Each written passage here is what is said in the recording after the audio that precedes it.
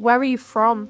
Salford. Worsley. I was born in England, in Salford, but half of my family's from Nigeria. The other half is from around the UK. I'm from Iraq. Little Hulton, Salford, around home. Could you give us 3 words you would use to describe yourself? Indecisive. Bubbly. Expressive. First of all, it's Muslim. Then, like, respectful. Cool. And sweet. See, that's a hard question because I'm not other people, so I don't know what other people think of me. I've always struggled with that because everyone's always known me as the trans kid. So that is a very big, but it used to be like, oh no, how scary. I'm like, yeah, no, I am the trans kid. Ooh, scary. Can you tell me about the street you live on? It's quiet. It's really chill. Everyone like knows each other. Got like a street group chat. But then there is some old people that complain about people playing the drums. Community is more with the older people in Little Hulton, so... What kind of stuff do you do? Any like shops or like... Yeah, shops, like you got the corridor, and then you got a boss man around the corner. You're a boss man. Yeah, boss man around the corner, I love the boss man. There's literally nothing for teenagers to do other than to go sit in the woods. Literally nothing else. Walk around Walkden shopping centre if we're allowed in because the security guards stop people sometimes. Sit on a random field or park because again there's nowhere to go. Shopping. That's about it. What do you like about it? What do you not like about it? That about that. It's a great community. There, I don't remember at night you get all these people in ski masks and all that. Yeah. People in ski masks? Yeah, like, you got like all the clouds and ski masks, like all black walking around, like night they're all like all invincible. You can't really go out at night anymore because like obviously there's like stabbing and things like that, so it's a bit unsafe. Yeah. But the thing is, like, kids come home from school that way at night and everything. It's in a flag, so when it's darker. And there's no lighting whatsoever, it's pitch black. Yeah. Yeah. Speaking of safe, do you feel safe on the streets of Salford? It depends where. Because if I'm walking down a dark path, or if like there's a big group of kids, then I'm kind of on edge. But I don't know, it's nothing necessarily to do with like my race or my sexuality or like the way I dress. It's more to do with the fact that it's a big group of kids wearing all black. Like, if something happened to me, I wouldn't be able to tell you who they were because I don't know. Not safe at all. There's like a lot of, especially as someone who dresses quite alternatively, there's a lot of like big groups of people who then like there's a lot of hate crime and stuff like that, and it's just not great when it comes to stuff like that. So if you are like an alternative person going out in public, or like an LGBTQ plus person who's quite like expresses themselves, you do have to like be prepared. I think also a lot of people get hate crime, so I've been like hate crime myself, like had things thrown at me and shouted at me. I think even one of my friends have had like a can like cut his back because got thrown at him and then like kind of cut his back. No, they're really For short. a lot of other friends. I mean, I'm lucky that I've not been hit personally, but I've been threatened to be hit over the head with a bike chair. Why? Just for dressing how I dress. It's very like you have to plan out, or like you have to like dull down what you're wearing. If I'm getting the bus, I'm like, okay, if I'm coming to a youth group, I have to like think, oh, I want to wear this to my youth group. Oh, but I'm getting the bus there, so I have to be like careful because I don't know who's going to be on the bus. Or it's worse, but I'm like, okay, I'm walking, so I'm going to be walking for a really long time, so I have to plan out which way I'm walking because I know like, oh, if I walk this way, I have to go under this bridge, but the bridge is really dodgy because people hang out under there.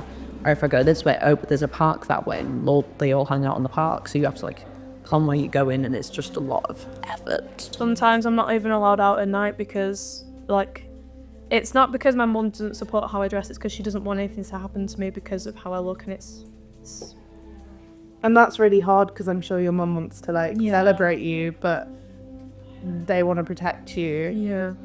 And again, because there's nowhere for teenagers to go, so you're just walking around streets, but then they're also walking around streets, or you try and go to a park. They're also on parks because there's literally nothing else for you to do other than just wander around. Do you ever feel prejudged because of your identity? Too many times. Why do you think that is? Because I'm I used to be transgender until we took my hair stopped being trans.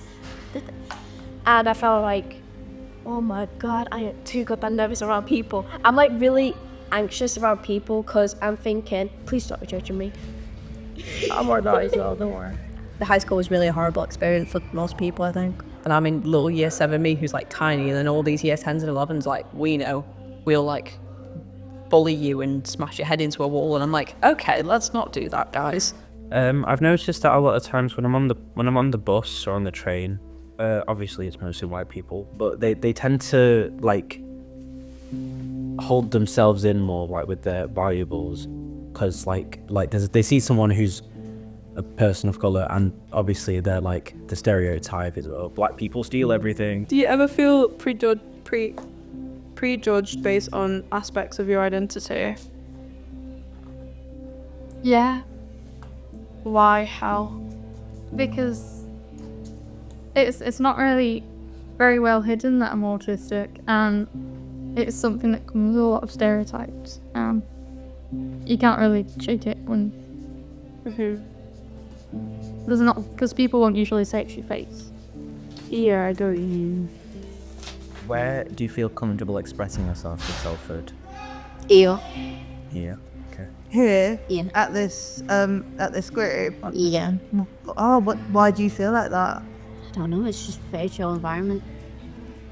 Ooh, that playing with Teslas.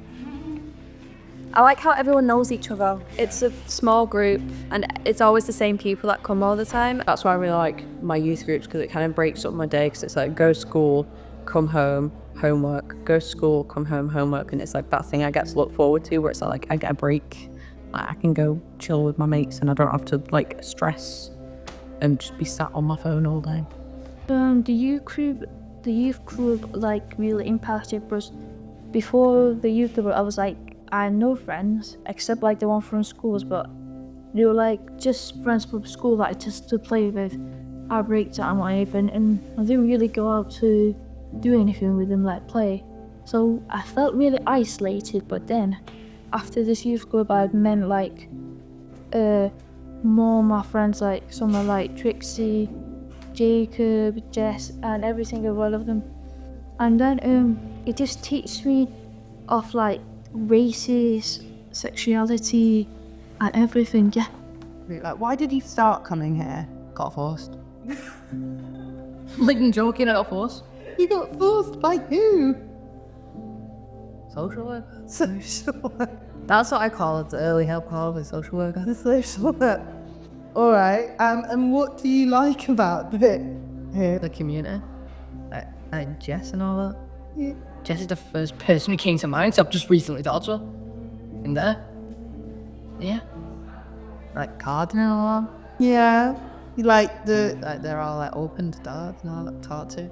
I'll ask you one last question. What services and support do you feel Salford should be offering young people? Mental health support is a big one, especially with LGBTQ people, and I don't know, more like, I don't want to say non-white, but like more places where people of color can come together and like make friends with each other, because as a person of color who's grown up in a white area like my whole life basically, it's hard for me to make friends with like black people. But I think that right now the services are out there, but they're just not on a big enough scale.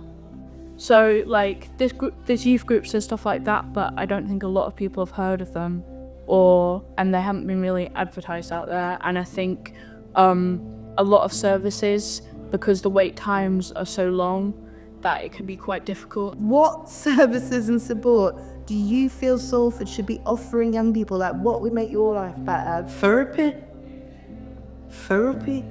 I'm so on a waiting list for it.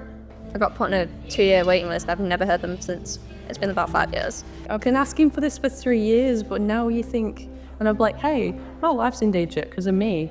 Maybe give me mental health support. And they're like, no, you'll be fine. And then I end up in hospital and they're like, maybe we should have given you that counselling. I'm like, maybe. No, but that would have been so helpful. So then they gave me like emergency counselling for like a few weeks. And then they went, okay, we're getting rid of this now. Now you have to wait 1.5 years for more. Then you have to be drastically overreacted to get diagnosed with things, and you have to like scream in people's face to get people to listen to you, or mental health support, you have to like be on the brink of dying for them to go, maybe we should help you now. And it's like, just listen to people when they say they need help instead of waiting till people like right on the edge.